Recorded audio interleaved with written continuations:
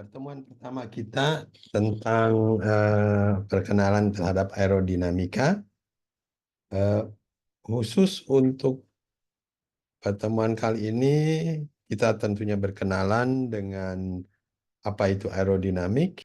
Jadi pertemuan kita akan diadakan dalam 7 kali pertemuan dan mungkin juga akan dilakukan beberapa praktikum ya, setidaknya untuk mengetahui bagaimana aliran-aliran udara itu dalam 2 dimensi atau 3 dimensi dianalisa, dihitung dan dianalisa.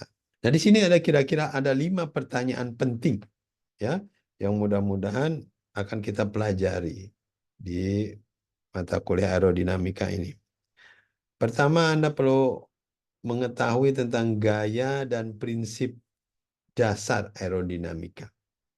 Ya, jadi gaya-gaya apa aja yang bekerja dalam sebuah benda dan apa pengaruhnya? Tentunya ini di dalam sebuah aliran. Alirannya dalam hal ini udara. Mungkin juga pertanyaan-pertanyaan seperti pentingnya gaya-gaya utama seperti gaya angkat, gaya hambat, ya.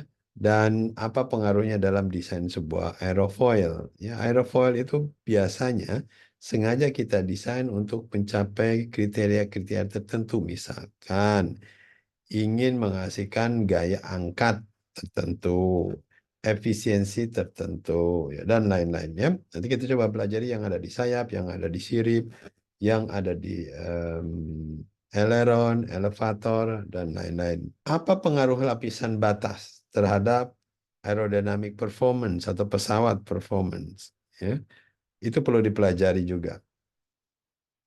Pertanyaan berikutnya mungkin Anda punya pertanyaan apa tantangan utama dalam mengoptimalkan kinerja aerodinamis? Ya, misal bagaimana supaya kita bisa mempunyai sayap yang sangat efisien? Nah, kira-kira hambatannya apa-apa? Apa saja dalam hal bentuk, dalam hal permukaan, dalam manufaktur, dan lain-lain. Bagaimana prinsip aerodinamika diterapkan pada industri lain? Aerodinamika itu bukan hanya ada di pesawat, ya. Segala sesuatu yang ada hubungannya sama udara mungkin akan membutuhkan banyak pengetahuan aerodinamika, misalkan dalam desain sebuah mobil, dalam desain sebuah motor, dalam menganalisa aliran di sebuah gedung, di bandara, ya, banyak sekali. Nanti kita coba lihat contoh-contoh lain. Jadi apa itu aerodinamika? Banyak sekali nomenklatur, banyak sekali istilah. Apa itu aerodinamika? Tapi menurut saya yang paling penting, kalau kita ambil dari kata aero, udara, dinamika itu pergerakan, makanya pergerakan atau dinamika aliran udara yang akan dipelajari dalam aerodinamik. Jadi aliran udara itu bukan hanya kita temukan di pesawat, ya, tapi juga misalkan ada orang yang sedang ski, itu ada aliran udara tuh, makanya dia merunduk ya. Bagaimana supaya dragnya sangat kecil? Bagaimana di sepeda didesain? Bagaimana mobil didesain? Ya, jadi mobil didesain supaya mendapatkan aerodinamik yang bagus, drag yang kecil. Atau mungkin ada lift di belakangnya diinginkan. Ya.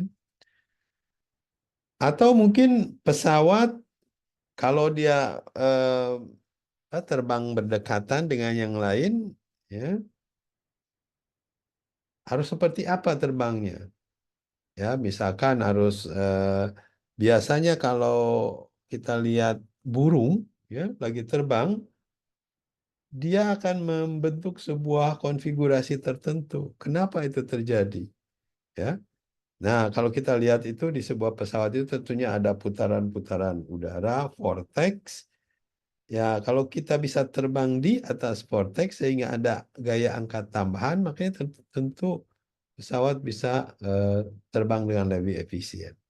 Jadi hal-hal semacam ini mungkin bisa kita pelajari di dalam aerodinamika.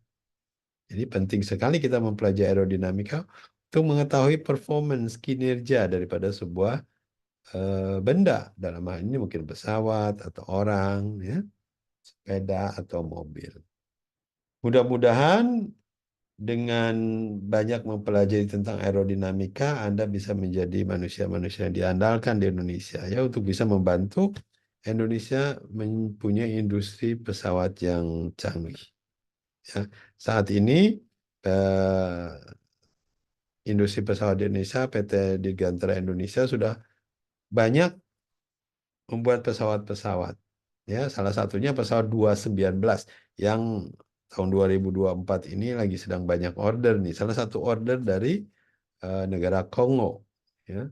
Sehingga mungkin 3-4 tahun ke depan akan sibuk memproduksi pesawat. Ya, mudah-mudahan Anda bisa ikut berkecimpung dalam kemajuan industri pesawat di Indonesia.